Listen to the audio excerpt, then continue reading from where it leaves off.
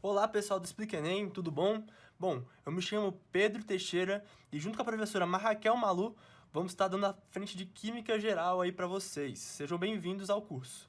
A primeira aula vai falar sobre a matéria e suas transformações. Vai ser dividida em duas. A primeira vai ser substâncias puras e misturas, que é a de hoje, e a próxima métodos de separação de misturas. Beleza, né? Bom, primeiro a gente falando sobre a matéria em si, que por definição, matéria é tudo que possui massa e ocupa um lugar no espaço, ou seja, que possui volume. Tranquilo? Massa. Então vamos aqui dar alguns exemplos do que é e do que não é matéria. Tudo que é matéria vai ser tangível, ou seja, pode tocar. E ela vai ser formada por átomos, beleza? Então alguns exemplos: papel, água, pessoas, o ar atmosférico, a árvore ali, enfim, folha, tudo. Beleza? Tudo que você consegue encostar é matéria, que ela é formada por átomos. O que não é matéria são aquelas coisas que nos causam sensações, que nos causam. Que a gente consegue perceber, no entanto nós não conseguimos encostar. E tudo que não é matéria praticamente é energia. Existe também a antimatéria, só que não vai ser tópico pra cá, beleza? Tá. Então como você pode ver, todos os exemplos que eu dei aqui são formas de energia: calor, sons, movimentos, luz e brilho. Ó, o calor, energia térmica; sons, energia sonora, também é uma onda sonora, onda mecânica. Movimentos, por exemplo, o vento mesmo é a movimentação das partículas. Ó, as partículas são matéria, mas a movimentação dessas partículas não é matéria. Mas a gente consegue perceber ambas, beleza? É uma energia cinética. A luz e o brilho são ondas eletromagnéticas, que é uma forma de energia luminosa, beleza? Então essa é a diferenciação entre matéria e não matéria. Também é muito importante a gente falar sobre as transformações sofridas pela matéria, beleza? Bom, eu gosto de começar essa aula falando que nada existe de forma permanente exceto a mudança. Essa frase proferida pelo filósofo Heráclito de Éfeso não poderia estar mais correta. Nossos átomos que nos compõem hoje em dia, eles anteriormente eram poeira das estrelas. Bom, isso é uma frase bem clichê, mas se aplica muito bem aqui, porque a matéria está em constante mudança. Daí, transformação ou fenômeno material vai ser toda e qualquer alteração sofrida por essa matéria. Bom, por alteração eu quero dizer aqui uma alteração na aparência, ou seja, em como ela se apresenta para nós. Pode ser uma alteração no volume, na forma, na cor, na textura, em vários tipos de coisa, beleza? Bom, daí esses fenômenos vão ser divididos em fenômenos físicos e fenômenos químicos. Por exemplo, os fenômenos físicos: evaporação da água, dissolução de sais e choques mecânicos, que foram os que eu escolhi para mostrar para vocês aqui, têm uma coisa em comum: todos eles não alteram a natureza química da substância. Ou seja, antes e depois da alteração, a substância analisada, no caso a água, no caso os sais, ou no caso qualquer coisa que esteja se chocando, sei lá, uma bola de boliche e os pinos, depois do fenômeno, eles vão se manter intactos, não vão mudar sua natureza. Já nos fenômenos químicos, vão ter alteração na natureza da substância. O que vai acontecer, então, é uma reação química, beleza? A gente tem aqui alguns indícios de uma reação química ocorreu. Bom, indícios, não quer dizer que é certeza. Mudança de cor, efervescência, que seria borbulhar, liberação de energia na forma de luz ou de calor, beleza? Ó, por exemplo, efervescência nem sempre vai ser uma reação química. A gente pode falar da evaporação da água, onde vai borbulhar, mas não vai alterar, beleza? Então, são indícios e não uma coisa fixa 100%, beleza? Alguns exemplos são a combustão, que pode ser de um papel, quando você queima um papel, pode ser do motor de um carro. Quando você descolora o cabelo, você joga água oxigenada lá e descolore, fenômeno químico também. Quando você joga a roupa, um tecido colorido em água sanitária, que, velho, acaba com a roupa, né? Enfim, tudo isso são fenômenos químicos, porque eles alteram a natureza inicial da substância, beleza? Bom, agora que a gente sabe o que é um fenômeno físico e um fenômeno químico, vamos analisar os seguintes itens e marcar aqueles que são fenômenos químicos, beleza? Bom, primeiro, aquecimento de uma mistura de água e sal de cozinha até a secura. Bom, você aqueceu e você secou. Você alterou a substância? Não. Então é um fenômeno físico, beleza? Fermentação do caldo de cana, aqui, pra gente fazer álcool. Mudou o que era caldo de cana, não é mais a caldo de cana, agora é etanol. Então, sim, fenômeno químico.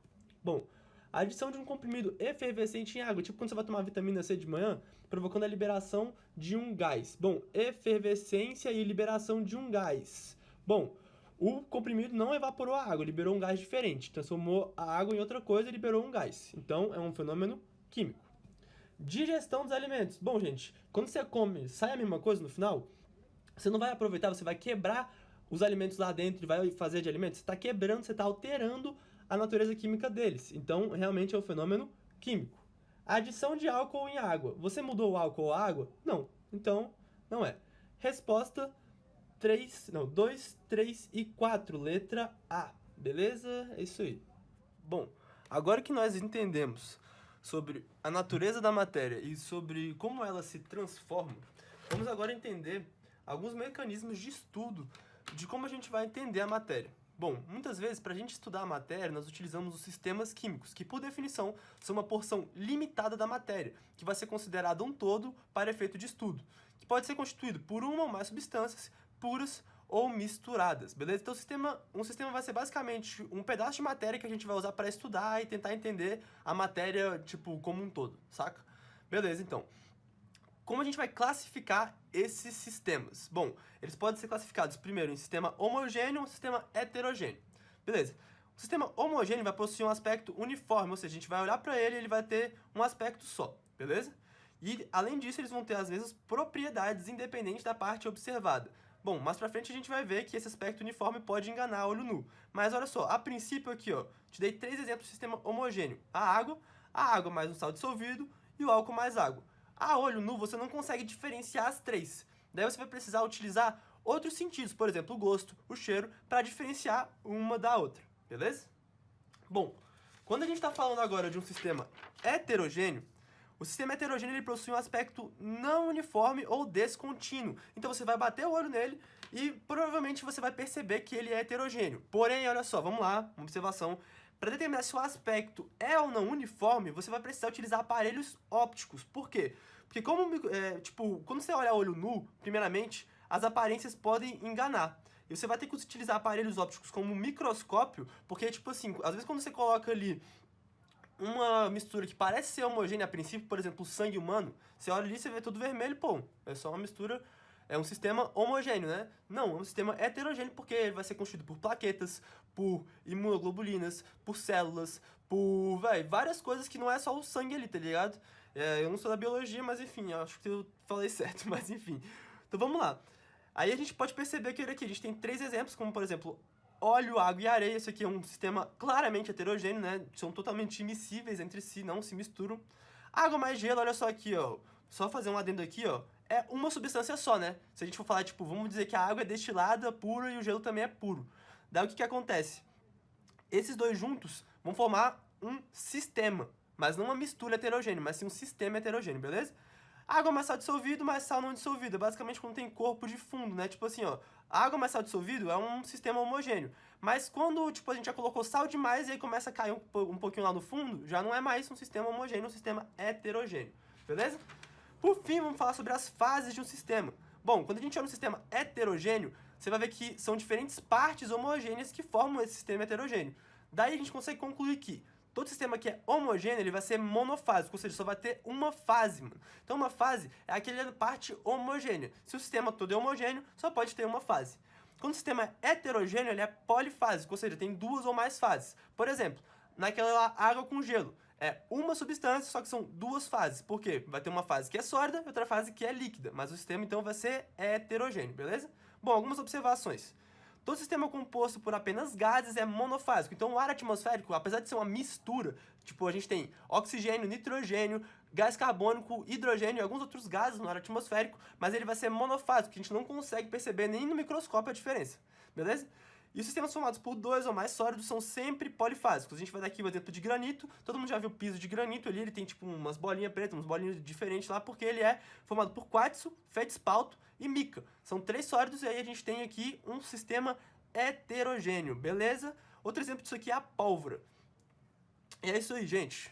Bom, vamos aqui uma questão bem interessante sobre sistemas. Considera um sistema constituído de um copo tampado contendo uma dose de uísque com gelo. Em relação a esse sistema, eu acho a alternativa incorreta. Vamos lá, aqui nós temos nosso sistema, que é o copo mais gelo, mais uísque, mais os gases que estão aqui dentro. Vamos lá. A água é o componente comum a todas as fases, verdade. Ela vai estar tanto ali misturada no uísque, tanto na forma de vapor, tanto ali na fase sólida do gelo, beleza? A fase sólida contém pelo menos 3 componentes. Bom, até agora eu só estou vendo o gelo. Vamos deixar isso daqui. A fase líquida contém pelo menos 3 componentes, verdade. O uísque é formado por grãos, água e fermento, beleza? A fase líquida contém pelo menos 3 componentes, beleza?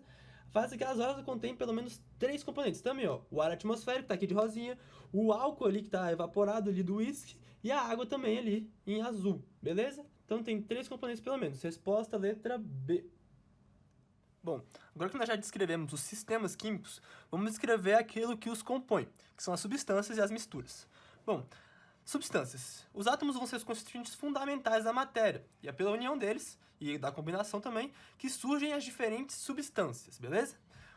As substâncias vão ter 2 tipos, as puras, que só tem um componente, e as misturas, que vão ter 2 ou mais componentes, que, muito importante, não reajam entre si, senão não vai ser uma mistura, vai ser uma reação química. Bom, dentre as misturas, a gente vai ter vários exemplos aqui e já já a gente vai entrar nela. Mas falando sobre substâncias puras, a gente consegue dividir elas em 2, que são as simples, formadas por um só elemento, como O2, O3, oxigênio e ozônio.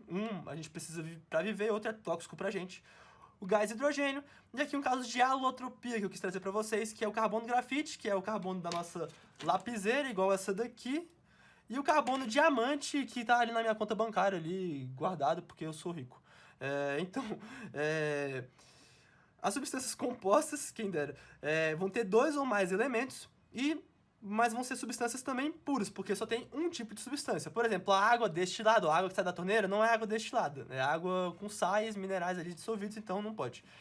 H2SO4, que é ácido sulfúrico, o ácido clorídrico, que é o ácido do seu estômago, a soda cáustica, que é NaOH, são todos exemplos de substâncias puras compostas, beleza? Já as misturas. Quando a gente coloca 2 ou mais substâncias em um mesmo recipiente, sem que haja reação, a gente tem uma mistura, que nem eu falei na outra vez, beleza? As misturas podem ser homogêneas ou heterogêneas. Nas misturas homogêneas, a gente vai ter só uma fase. A gente já sabe o que é fase, a gente falou ali em sistemas, né? Vão ter um aspecto uniforme e vão ser basicamente soluções. Toda mistura homogênea é uma solução, que é formada por um solvente e um ou mais solutos, beleza?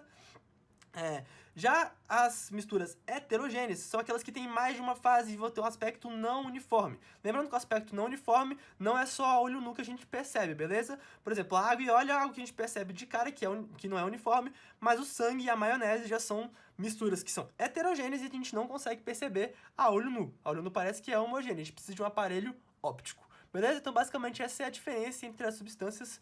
Outra coisa, as misturas, elas não têm uma forma fixa. A gente não consegue representar as misturas igual a gente representar substâncias, por meio de fórmulas químicas. São todos nomes mesmo. Refrigerante, água mineral, água do mar, ar, chuva, ouro, 18 quilates. O ouro mesmo, se o ouro for 24 quilates, é porque o ouro é puro. Se ele for 18 quilates, o ouro não é puro, é um ouro que é uma liga metálica, beleza? Então essa é a diferença entre substância e mistura. Sobre substâncias e misturas, vamos resolver essa questão aqui. Um rapaz pediu seu namorado em casamento, presenteando-o com uma aliança de ouro 18 quilates. Para comemorar, sabendo que o álcool é prejudicial à saúde, eles brindaram com água gaseificada com gelo, ao ar livre. Bom, esses 3 sistemas, ouro 18 quilates, água gaseificada com gelo e ar atmosférico, são, respectivamente, bom, vamos lá. Ouro 18 quilates, a gente lembra que o ouro puro mesmo, ele é 24 quilates, né? O ouro 18 quilates, ele é 75% ouro e 25% outras coisas. Então, ele vai ser uma mistura homogênea, porque a gente vai olhar e não vai perceber a diferença. Bom, a água gaseificada com gelo, ela já vai ser uma mistura heterogênea, justamente pelo fato de ser uma água gaseificada. Se fosse só água pura e gelo, não ia ser mistura, tá? Ia ser uma substância heterogênea, mas como tem o gás, é uma mistura, beleza? E o ar livre também é uma mistura, só que é uma mistura homogênea. A gente já falou disso no vídeo. Então a resposta é letra D. Bom, a matéria também pode se manifestar em alguns estados físicos, beleza? Existem 3 principais estados como a matéria pode se apresentar. Eles vão depender da temperatura e da pressão ambiente e esses fatores vão influenciar a energia das moléculas e, consequentemente, sua estrutura espacial. Bom, o estado sólido ele possui forma e volume fixos, uma baixa energia, tanto interna quanto cinética, e movimentos apenas de vibração, beleza? Só vibra. E a estrutura espacial dela é bem rígida aqui, ó, bem fixo, tanto a forma quanto o volume. Já na fase líquida, a gente vai ter uma forma variável, beleza? Ela vai ocupar a forma do recipiente, só que vai ter um volume fixo, beleza? É dependente tipo, de grandes variações de temperatura, né? Numa temperatura fixa, o volume é fixo. A energia vai ser média, vai ser maior que a do sólido e menor que a do gasoso. E vão ter movimentos de vibração e de translação, ou seja, as moléculas vão estar se movimentando, elas vão estar paradas no só lugar como estava no sólido, beleza? O estado gasoso vai ter uma forma e um volume variáveis, eles vão ocupar a forma e o volume do recipiente onde eles estão, então eles vão tomar essa forma, tipo, ele está dentro de um copo, vai ter a forma e o volume daquele copo, dentro de uma caixa vai ter o volume e a forma daquela caixa, beleza? uma alta energia, tanto cinética quanto interna, inclusive a energia interna deles é maior do que a dos dois, beleza? E vai realizar todos os tipos de movimento. As moléculas vão vibrar, vão se translacionar, ou seja, vão se movimentar e vão também rotacionar dentro de si, beleza? Então eles têm uma alta energia, estão se movimentando muito, beleza? Tá. E esses estados físicos, eles mudam entre si. Como eu estava falando, a pressão e a temperatura, elas influenciam muito nisso. Bom, quando a gente está passando do sólido para o gasoso, a gente tem um aumento da energia, e do gasoso para o sólido, a gente tem uma diminuição da energia. Bom, sólido para o líquido, a gente tem fusão, líquido para o gasoso, vaporização. Gasoso para o líquido, condensação ou liquefação, líquido para o sólido, solidificação. Tem como também passar do sólido direto para o gasoso, do gasoso direto para o sólido. Quando é do sólido para o gasoso, sublimação, gasoso para o sólido, ressublimação. Beleza? Bom, quando é que a gente muda? Quando é que muda? Quando a gente chega nas temperaturas de fusão e de ebulição. Não é só a temperatura e a pressão, mas principalmente a temperatura, beleza? Tipo assim, vamos considerar aqui um sistema com uma pressão constante, pressão aqui ambiente, beleza? Nesse caso, a gente vai ter uma temperatura de fusão da água, tipo, estou usando aqui a água como exemplo, seria 0 graus Celsius ao nível do mar, e 100 graus Celsius já de temperatura de ebulição da água, que seria de vaporização, ebulição é um tipo de vaporização, 100 graus Celsius, beleza? Nível do mar, por quê? Porque quando a gente aumenta a altitude, por exemplo, a gente tá lá no Rio de Janeiro e estamos aqui em Brasília, onde eu moro. Aqui, a água, ela ferve a uma temperatura mais baixa. Por quê? Porque a pressão ambiente vai variar. Quanto maior for a pressão ambiente, maior é a temperatura de ebulição. Como a pressão ambiente no Rio é maior do que aqui, a temperatura de lá é maior de ebulição. Já aqui, como a pressão atmosférica é menor, que a gente está mais alta, a gente vai ter uma menor temperatura de ebulição. Beleza? É por isso mesmo que existe panela de pressão. A panela de pressão aumenta a temperatura lá e, consequentemente, aumenta a temperatura de ebulição. Então, a gente consegue fazer a água ficar mais quente e ainda assim no estado líquido, fazendo com que ela consiga esquentar os alimentos. Beleza? A gente tem aqui algumas observações importantes, que é que a diferença entre condensação e liquefação. A condensação é a passagem do vapor para o líquido e a liquefação é do gás para o líquido. A diferença de vapor e gás é que o vapor ele consegue voltar para o líquido só alterando a pressão e o gás tem que alterar a temperatura também. Bom, segundo, a vaporização pode ser dividida em três processos. Evaporação, que vai ser natural e lento, vai acontecer a temperatura ambiente, então vai ser menor do que a temperatura de ebulição. É um processo espontâneo, por exemplo, a roupa secando no varal. A ebulição vai ser rápido, vai ser não espontâneo, e é quando a temperatura ambiente atinge a temperatura de ebulição, por exemplo, a água fervendo. E a calefação é uma ebulição instantânea, é quando você bota tipo uma gotinha de água e cai numa chapa quente. Ela vai só evaporar de uma vez, a temperatura ambiente maior do que a temperatura de ebulição. Bom, e por fim, vamos aqui falar sobre como a gente diferencia uma substância pura de uma mistura. Bom, a gente tem que analisar primeiramente as suas propriedades físicas, porque as substâncias puras vão ter as propriedades físicas constantes, beleza? Por exemplo, a densidade, que é aquele lance, ó, 1 kg de chumbo é muito mais denso, ele é muito menor do que 1 kg de algodão, que vai se ocupar uma coisa muito grande, beleza? Então a densidade é uma característica, uma propriedade física específica de cada substância. As temperaturas de ebulição e de fusão, solubilidade em água, entre outras coisas, beleza? Também outro modo de diferenciar é analisar suas curvas de aquecimento. Numa substância pura, na hora que a gente vai estar mudando o estado físico, ou seja, a gente atinge a temperatura de fusão ou de ebulição, a temperatura permanece constante, porque toda aquela substância pura vai estar mudando de estado, não vai estar ganhando temperatura, vai estar só ganhando calor, beleza? Já numa mistura, ela, tipo, uma parte da mistura vai começar a mudar de fase, vai manter sua temperatura constante, só que a outra parte da mistura não, ela vai continuar aumentando a temperatura. E é por isso que a gente vai ter variações de temperatura de fusão. Então vai ter, tipo, uma faixa de temperatura onde aquela mistura se transformou de sólido para líquida, beleza? Ela não vai manter a temperatura constante. Então essa é a principal diferença analisando as curvas de aquecimento. Bom, aqui trazendo uma questão agora sobre curvas de aquecimento, um pouco diferente porque ela quebrou o gráfico em dois, né? Um deles a gente está representando o aquecimento dessa amostra e no outro a gente está representando o resfriamento dessa amostra. Os gráficos 1 e 2 representam o aquecimento e o resfriamento, beleza? Tá. Com base na análise dos gráficos, pode-se concluir que trata-se de uma mistura. Gente, vocês estão vendo aqui, ó, essa parte aqui que está reta? Tanto essa aqui quanto essa daqui, são as mudanças de fase, lembra? Então aqui, ó, como elas estão em temperatura constante, não é mistura. A 8 graus Celsius, a amostra coexiste dos estados sólido e líquido, ou líquido e sólido. Isso é verdade, vamos lá. O ponto de ebulição do líquido é 20. Não, né, gente? Aqui, ó, o ponto de ebulição do líquido é 60. Você consegue ver aqui, ó, aqui é líquido, aqui é sólido. E aqui é líquido mais gasoso. A gente não tem aqui o gráfico do gasoso, beleza? Então, não. Em 0 graus, a amostra se encontra no estado líquido? Não, a amostra se encontra no estado sólido. Ocorrendo a variação da pressão atmosférica, o gráfico 1 vai permanecer inalterado? Óbvio que não, porque a pressão altera as temperaturas de fusão e de ebulição. Então, a resposta aqui é a letra B.